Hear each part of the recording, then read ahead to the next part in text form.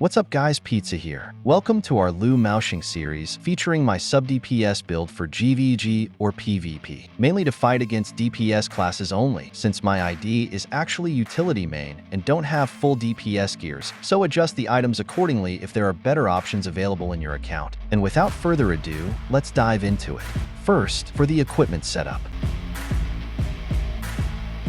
For offhand, another option is Thor card for more fire and water damage, and element reductions while cooking. For the random attribute of armor, another option is magic penetration. And then my enchants is resist because of the current CC meta, which makes it hard to go in and out of enemies stack.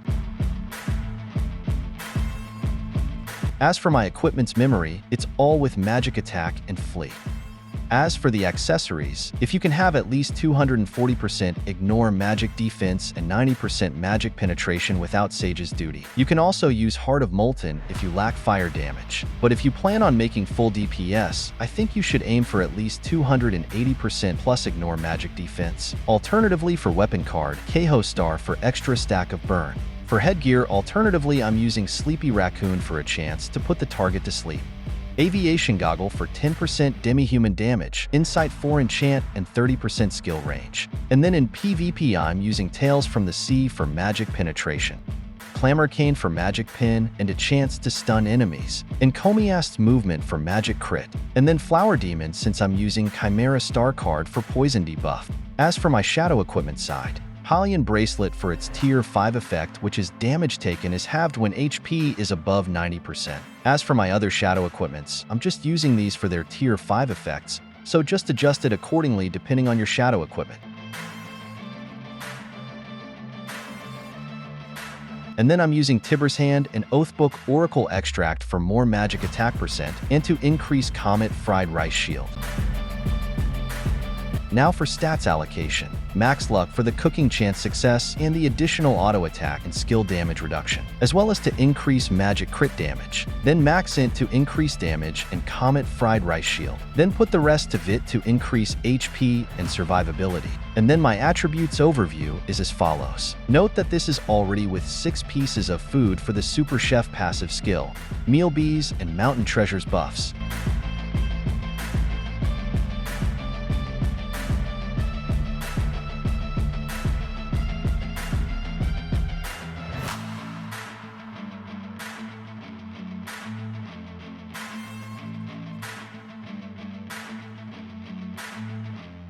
Now for rune placement. Note that some of my runes are carved, so just adjust it accordingly. Equip all the red and yellow attribute runes that will increase your damage modifiers. Notably, it's required for LMX to have core level 7 to maximize its potential.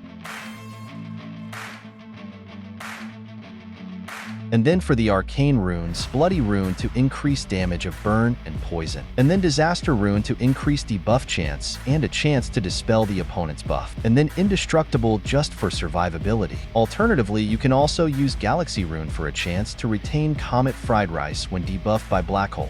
Now for the gameplay tips. To fully maximize this build in the current meta, I suggest making a magic attack switching in your Emer's book, in which I made in a separate video. If you want to watch it, I'll pin the link in the comments section. The idea is before engaging in a fight, switch first through Emer's magic attack build before using Comet Fried Rice for maximum HP shield and increase your survivability. Then I usually follow it with Mountain Treasures for the 30% cooldown and cast delay reduction so that your skills will cool down faster.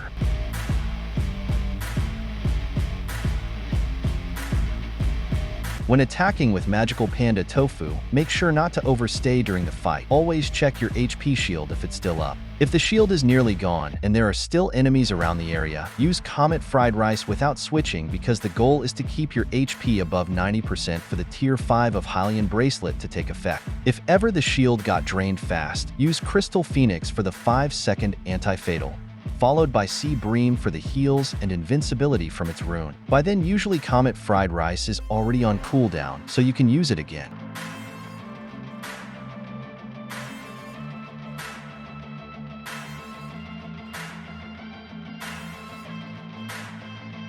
Anyway, that's just my preferred skill rotation. In GvG, avoid aggressive diving so you won't get pulled by elves, since they can remove your shield with Black Hole. And then invest in Cat Cafe and other consumables so that every damage of Magical Panda Tofu is maximized when you attack.